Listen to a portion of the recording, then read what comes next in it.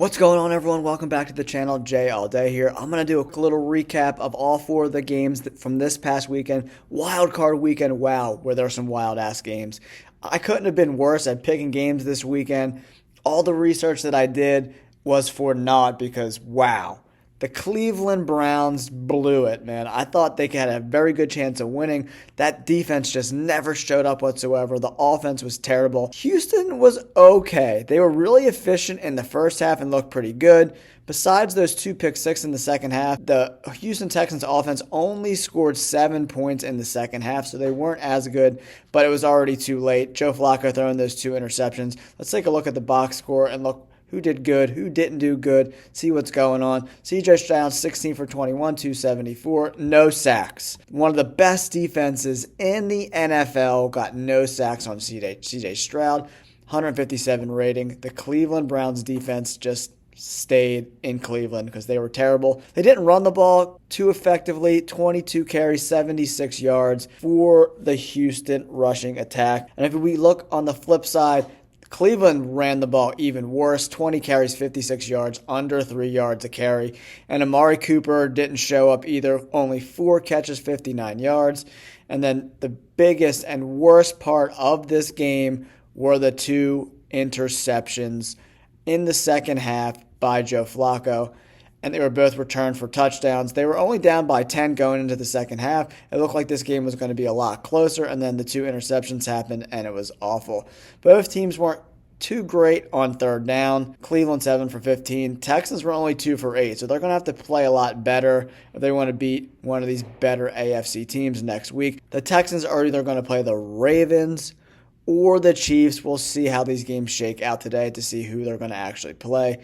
Both teams didn't run the ball too well, but here's the stat, guys, that makes the huge difference. Yards per play. The Cleveland Browns ran 70 plays, only 4.6 yards per play. And on the flip side, the Texans ran 44 plays, but 8 yards per play. That's a huge thing. And obviously the turnover game. Both teams weren't penalized, so that's pretty good. Both were pretty effective in the red zone, but man, turnovers were the key this weekend into winning these games. If you did not turn the ball over, you protected the football, you won this game. And the teams that turned the ball over, a lot of pick sixes this weekend, and that's why the Houston Texans move on after beating the Cleveland Browns. Joe Flacco's career probably at this point is over. I don't think he wants to play, even though he had a horrible sour taste left in his mouth. He went on a great run. That's why I thought Cleveland was going to win this game. Their defense didn't show up, and Cleveland, who torched this Houston defense a few weeks ago, didn't play particularly well either. So all the things that I thought going into this game that were going to happen, Houston made a lot of really good adjustments, so you have to give them credit.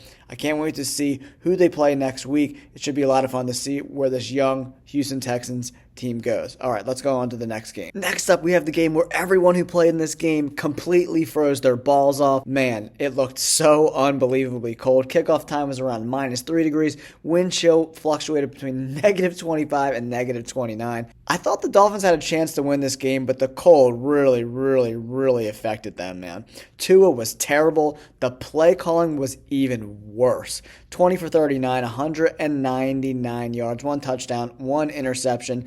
And if you take out that one long receiving play by Tyreek Hill, that 153-yarder, 19 for 140 yards, I mean, they were so bad. They didn't run the ball really well. A-Chain was so bad. 6 carries, 9 yards, 1.5 yards per carry. Oh my God, they were so bad. Cold weather. I thought they were going to not be super effective. I thought they were going to maybe pull out a close game, but they looked so bad.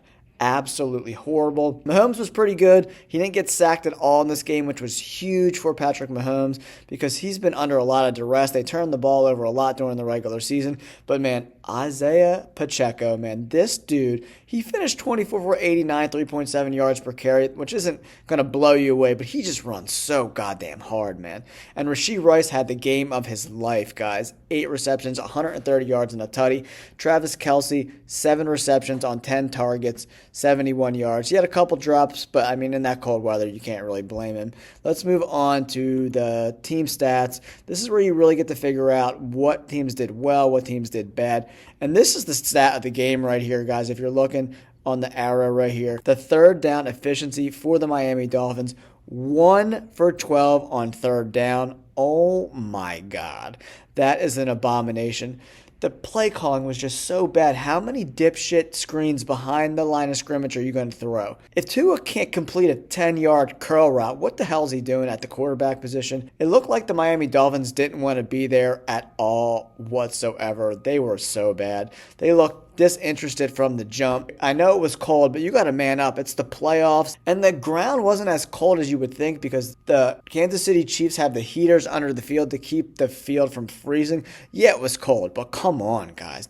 It's a playoff game and a very winnable game against a Kansas City Chiefs team that going into this game has not been so good. And this is another stat that I really like to look at. First downs from penalties, 0 for the Dolphins and 3. So that's 3 drives that got kept alive. On the first drive of the game, the Dolphins had the Chiefs in trouble, right? It was like 3rd and long. They dropped back in coverage instead of blitzing Patrick Mahomes, and Mahomes found that soft spot in the zone, and they went down and scored a touchdown.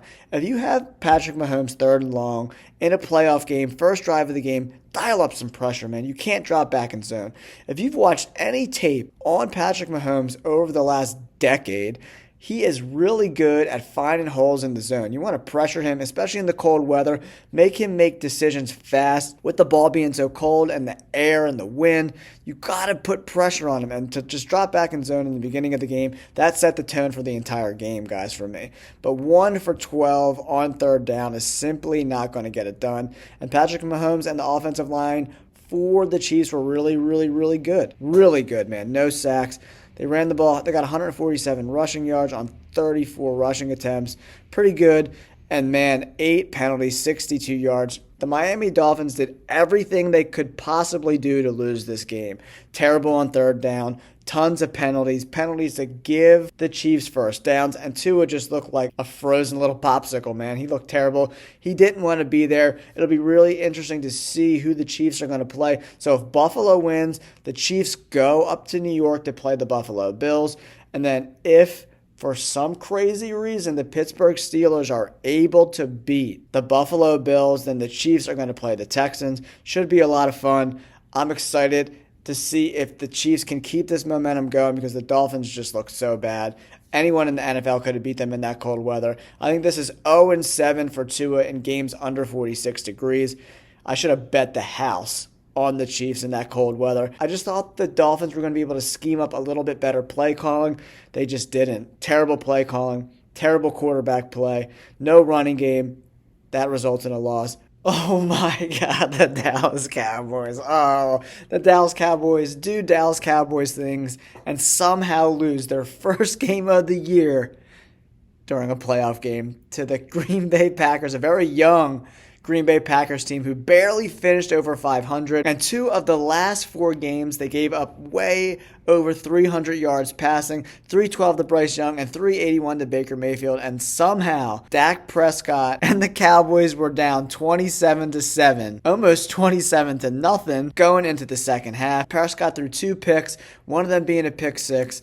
And they got out to that huge lead Green Bay did, and Dak and the Cowboys got a bunch of garbage time stats, but that wasn't enough. I said in a lot of my breakdowns, if Aaron Jones had a big game, I said over 20 carries and 120 yards, the Green Bay Packers would win. He finished with 21 carries, 118 yards, 5.6 yards a clip, and 3 tutties. Even though I thought that the Cowboys were going to win this game, I thought if Aaron Jones had a big game, the Cowboys would be in trouble, and that's exactly what happened.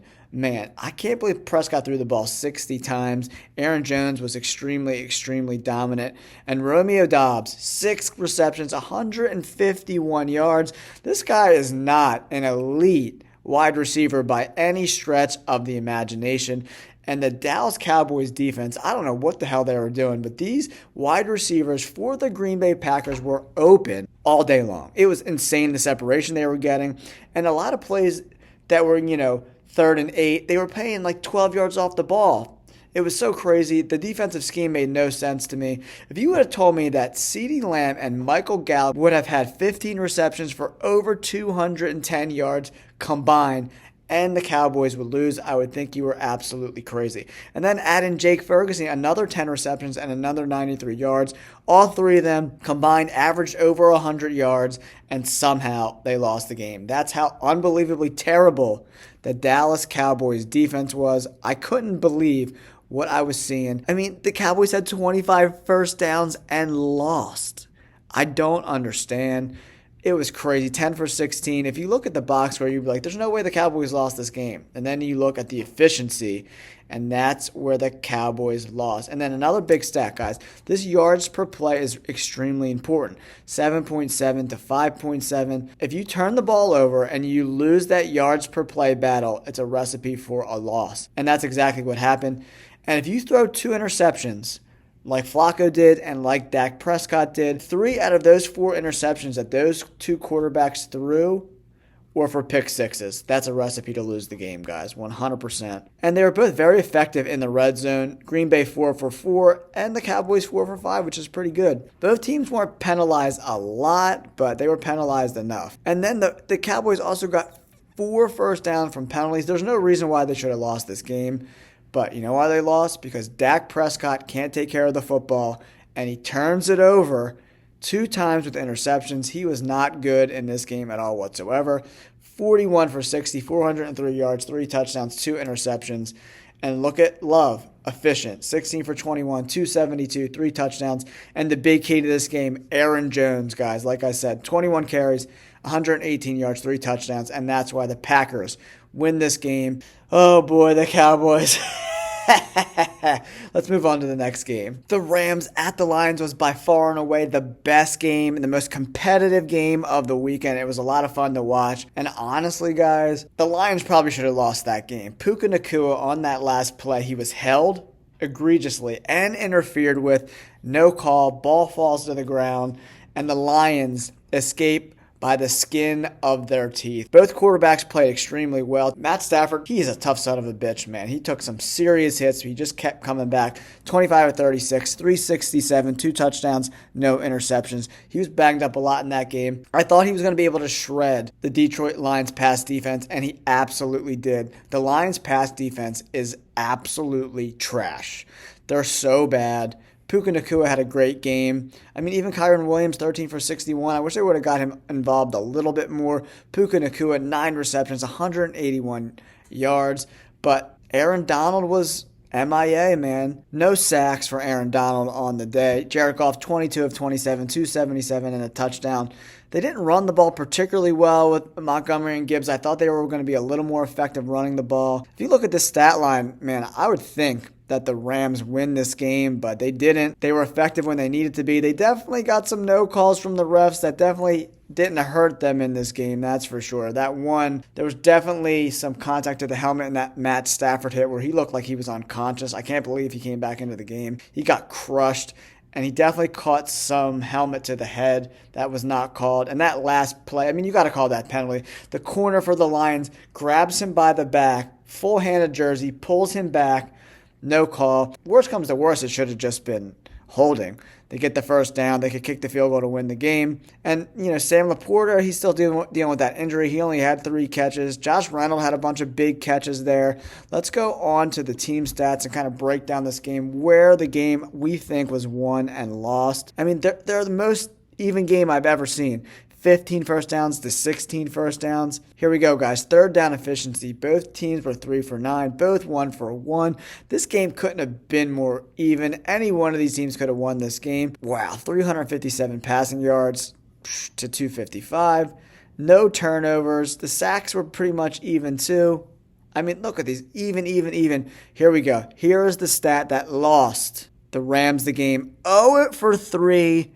In the red zone. They had to kick a lot of field goals. They weren't able to punch it into the end zone, and that's why they lost the game. If they were a little more effective in the red zone and turned some of those field goals and field goal attempts into touchdowns, they win this game pretty easily, in my opinion. But look how unbelievably efficient the Lions were in the red zone, and Jared Goff got his team the W. Matt Stafford in the red zone, not as efficient, 0 for 3, and that's why they lost this game. I'm happy for the city of Detroit to get this W, even though I thought the Rams are the better team, and I thought the Rams would win this game because the Lions secondary is terrible, and that proved to be true. He shredded the secondary, but the Detroit Lions defense stepped up when they had to and forced the Rams to kick field goals. And that's why the Detroit Lions are moving on, and they're going to play the winner of the Tampa Bay Eagles game.